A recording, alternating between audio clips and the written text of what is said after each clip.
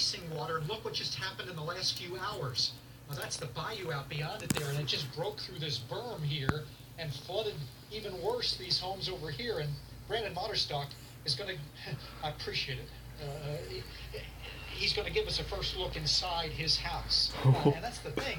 These reservoirs, they had to release from them, and they're continuing to release water. Wow. Wow. Okay, you all right? I'm fine, Doc. You guys okay? We got chest waders. We're still at chest level. Go ahead, Dave. Yeah, gotcha. This is the first time we're going to get a look inside one of these flooded homes, Trish. And Brandon has not been in since this happened. So I can only, I want to get up there. Try to get in. Okay, go ahead. I want to give you that look. Yeah. And just to reiterate, this is Brandon's first time in his home, Jeff. Wow. Oh my God. I don't know if you can see it because it is dark in here, but oh my Lord. We can see. The water must be about 4 feet high. It's Brandon's. You tried to get things up. It's obvious that, I don't know, Dave, if you can see. Water would, I didn't think the water would get this high back here. But clearly you can see, I mean, it's going to get higher and higher. I've actually got a fish tank over there. You can see the fish still floating in there. Well, if you had to leave something, I guess the fish was probably... Leave something, it would be the fish. And thankfully we got the animals out. We have cats. We got ferrets in here. They're out. Be the kitchen. You just never thought this was going to happen like this, right? Dave, can you get all the way back here? I don't know if you can. I know you got debris in your way there. Oh man.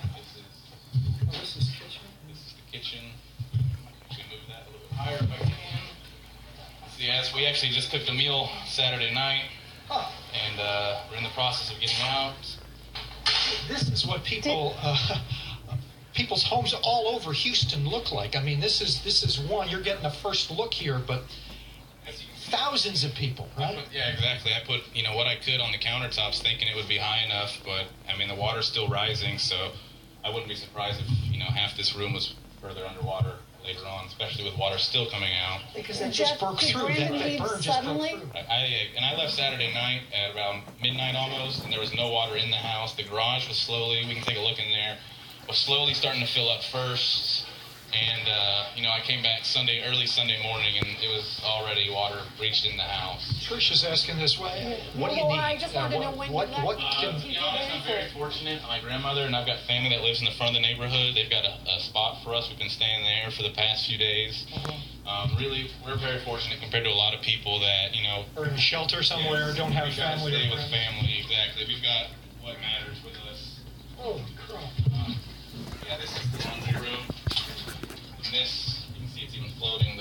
It's pitch black in there. Oh, it's black in there. Yeah, that's the garage. Yeah, and there's. Oh Lord. Your washing machine's floating. Yeah. Oh, what? Yeah, that's just stuff from the garage. Yeah. So let me take you around to the bedrooms. See how badly that is. I mean, actually, we can go this way if y'all like to. Now that this has happened, I know this is your first look at it, and you're a young guy who's probably pretty resilient. But what? I honestly don't know. I've never experienced anything like this before. I mean, I've lived in Houston 26 years my whole life. Dealt with a lot of different rainstorms, a lot of different problems, but I've never something like this. Yeah. Oh Lord. Oh, this is another fish tank. Jeez. Yeah. Well, this is appropriate, huh? Yeah. What is that? It's just so much. I honestly haven't been in here since any water's gotten in here. So it's just so much. And I don't know what I'm gonna do with these fish. But that's really one of the last concerns. Yeah, you got your other animals out. I am an animal lover, animal enthusiast. This is another closet, as you can see. It's just completely flooded. This is a guest bedroom. It's actually, I have put a lot of stuff on the bed in here. Yeah, see, this is what a lot of people have done, Trish, is they've tried to put their stuff up high enough because they knew there was going to be some water. But I didn't anticipate this much water, and I don't really think there's much I could have done else to solve or done anything to prevent this. So, it's just, Does Brandon know what It's he's just what going to it do now? is. We're just gonna have to get through it. And then Do you have any sense of, I mean, what you do? Yeah, I know. I reached for the lights too. There. This before, so I mean, really, this is the first for me.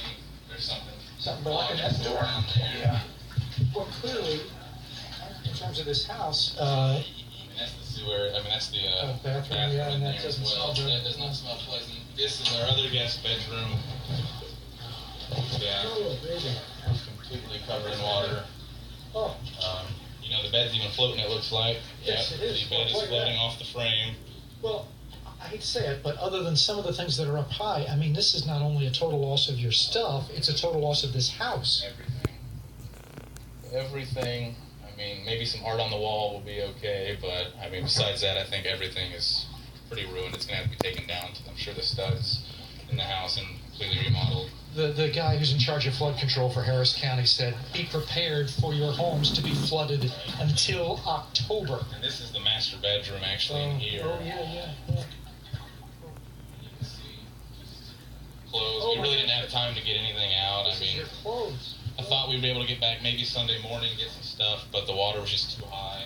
Probably can't see in there, Dave, but all his clothing, too. You Jesus. know, it's hard to see because there's not a Maybe tremendous collection amount of over light here there. that is probably going to get ruined. As you can see, this is completely the backyard where we just came from. Does it flood a tree? Yeah. I don't know, just water everywhere. I really don't know what to do, what to say. I mean, it's just. Well, that's the last thing I want, because I don't want to trouble you too long, but that's the last thing I want to ask you, and that is, and let's get away from the window if we can, because it's probably blocking us, but what do you do? What are you going to do now? I mean, it's really just wait. I mean, can't do much right now. Got to wait till the water gets down, maybe. Like you said, it's going to be weeks before we can even get back into this house. This water could rise even higher. So, I mean, really, we're just kind of waiting it out. And just like everybody else probably is, there's not really too much people can do. It's kind of a helpless situation. So I was going to say, you do feel a little bit helpless, yeah? I mean, yeah, completely helpless when water's gushing into your home and you can't do anything but just sit there and watch, and hope and pray. So. Geez, Trish, I'll tell you, I've seen a lot of floods. And, now that he's back in the home, Jeff, is there anything else that Brandon wants to take for fear that more water's coming in? Is there anything that you feel like you want to get out before water further overtakes the situation? I mean, to be honest with you, there's not much really I need to get at all. No, it's fine. I mean, there's not much. I appreciate the offer though, so we're just gonna have to sit back and just wait and watch, just like everybody else, I guess. So. And not alone. Hope. Yeah, I know that's the one thing, a little reassuring is I'm not alone in this. Everybody in this neighborhood is dealing with the same problem. Everybody around Houston's dealing with the same problems. We're all in it together, and it's just gonna take a while, but I have a feeling we'll make it. Yeah. It's just gonna be tough. Tough on everybody, tough on me, tough on the city, officials, just everybody's gonna have to work together, and this is something that the city really hasn't experienced, and maybe Allison, but this is already even worse than that. Yes, this is the worst I think it's ever been. Yeah. Maybe anywhere. Oh yeah, no, I would agree with that. Oh, Trish, wow. Wow. Well, our shocking. heart goes out to Brandon and to everyone there in Houston that is suffering from this horrible event. Thank you, Jeff, and thank you to Brandon for showing us that first look inside his house, which I know, in some ways the trauma doesn't hit you right away. It's something that I think, over the next several days, several weeks, several months, will really start to affect people more, because at this point it's just about getting out, making sure your loved ones are safe, and then, you figure out what's next days from now, but right now, just making sure everybody is safe, that's the priority. That's the only positive of this, Trish, is that the loss of life has been minimal. I mean, it's terrible, those that have been, have lost their life, but it's, it's mainly stuff. Yeah. But there's a whole lot of stuff that people have lost. Sure.